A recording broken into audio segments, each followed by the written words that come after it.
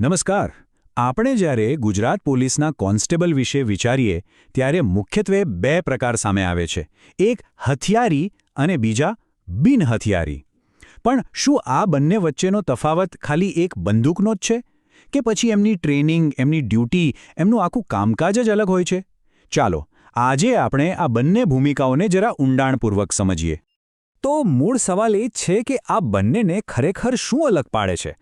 શું ફરક માત્ર હથિયાર હોવા કે ન હોવા પૂરતો જ સીમિત છે, કે પછી એમની ટ્રેનિંગથી લઈને એમના કરિયરનો આખો રસ્તો જ જુદો છે? ચાલો આ બધા જ સવાલોના જવાબ આજે આપણે શોધીએ.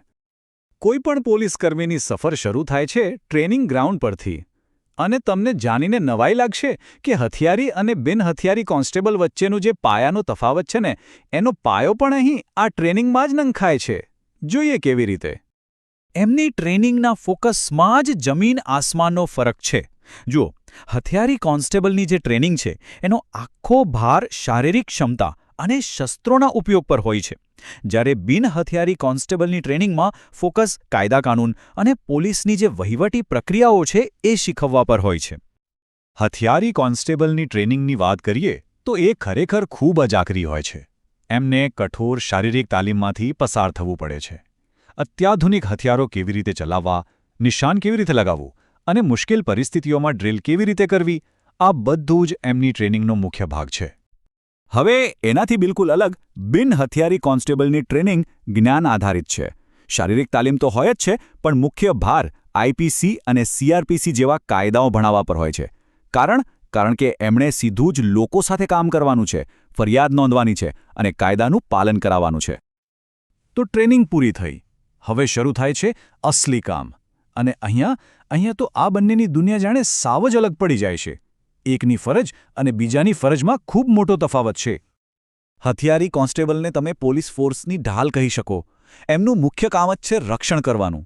ક્યાંક તોફાનો થયા હોય તો એને કાબૂમાં લેવા, વીઆઈપીને સુરક્ષા પૂરી પાડવી કે પછી કોઈ ખાસ ઓપરેશનમાં જોડાવવું, આ બધી ઉચ્ચ જોખમવાળી જવાબદારીઓ એ સંભાળે છે.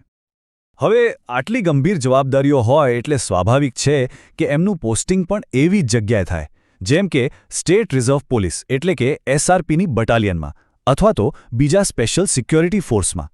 એ લોકો સામાન્ય રીતે સીધા પબ્લિકના સંપર્કમાં નથી આવતા, પણ જ્યારે કોઈ મોટી કટોકટી સર્જાય ત્યારે એમને મોરચો સંભાળવા બોલાવવામાં આવે છે. તો પછી બિનહથિયારી કોન્સ્ટેબલ કોણ છે? એ છે પોલીસનો એ ચહેરો જે આપણે રોજબરોજ જોઈએ છીએ. એમને લેખક અને માર્ગદર્શક કહી શકાય. પોલીસ સ્ટેશનમાં એફઆઈઆર લખવાથી લઈને વિસ્તારમાં પેટ્રોલિંગ કરવું, ટ્રાફિકને કંટ્રોલ કરવો, આ બધા જ કામ એમની જવાબદારી છે. અને એટલે જ એમની પોસ્ટિંગ પણ ક્યાં હોય? આપણા નજીકના પોલીસ સ્ટેશનમાં, ટ્રાફિક પોઈન્ટ પર કે પછી જિલ્લા હેડક્વાર્ટરમાં. ટૂંકમાં એવી દરેક જગ્યાએ જ્યાં એમનો સમાજ સાથે સીધો અને સતત સંપર્ક રહે છે. સારું, તો આપણે અત્યાર સુધી જે પણ વાત કરી, ચાલો એને ફટાફટ એક નજરમાં સમજી લઈએ. એટલે બંને ભૂમિકાઓ વચ્ચેનો જે તફાવત છે એ બિલકુલ સ્પષ્ટ થઈ જાય. જો સૌથી પહેલો અને મોટો તફાવત શસ્ત્ર. હથિયારી પાસે હોય, બિનહથિયારી પાસે નહીં.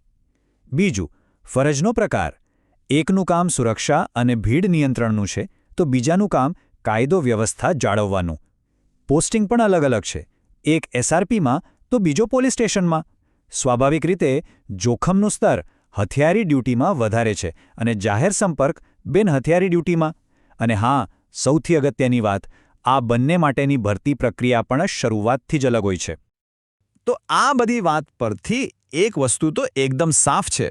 આ માત્ર બે અલગ અલગ પોસ્ટ નથી. આ તો ગુજરાત પોલીસ દળમાં કારકિર્દી બનાવવાના બે તદ્દન જુદા રસ્તા છે. અને આ બંને રસ્તા ભલે અલગ હોય પણ એકબીજાના પૂરક છે. ખૂબ જ જરૂરી છે. એક જો દળની ઢાલ છે, એની તાકાત છે, જે સુરક્ષા પર ધ્યાન આપે છે, તો બીજો એનો માર્ગદર્શક છે, જે સમાજ સાથે સેતુ બાંધે છે. સાચું કહીએ તો એક વગર બીજું અધૂરું છે. તો અંતમાં સવાલ એ નથી કે કોણ વધારે મહત્વનું છે, સુરક્ષા કે સમાજ, કારણ કે જવાબ છે બંને. અસલી સવાલ તો એ છે કે કોઈ વ્યક્તિ કયો માર્ગ પસંદ કરે છે. એક સુરક્ષાનો માર્ગ છે તો બીજો સમાજનો. પણ મંઝિલ તો બંનેની એક જ છે, લોકોની સેવા અને સુરક્ષા.